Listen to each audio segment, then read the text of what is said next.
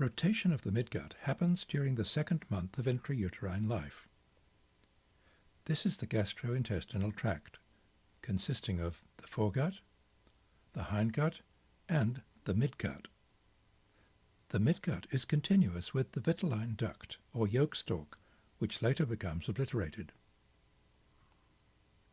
Here's the aorta.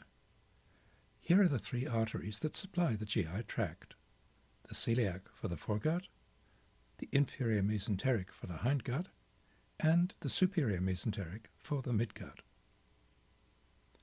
As the midgut develops, it protrudes into the body stalk, forming a loop, with the superior mesenteric artery forming the axis of the loop. As it protrudes, the midgut loop makes a quarter turn counterclockwise, so its distal part is to the left and its proximal part is to the right.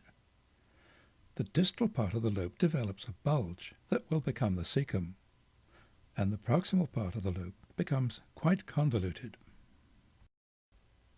During the time these changes are happening, the body continues to grow, and the abdominal cavity becomes large enough to allow the midgut to return.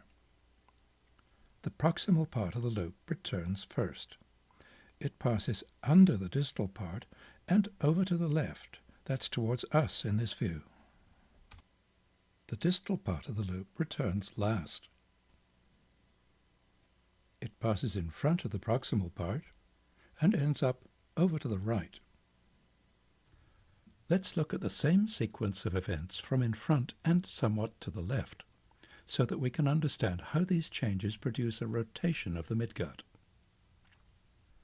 Here's the midgut loop, protruding towards us, and making its first quarter turn counterclockwise.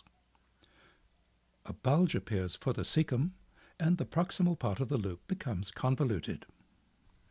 The abdomen becomes larger, and the proximal limb of the loop returns. It passes under the distal limb, in effect making another quarter turn counterclockwise.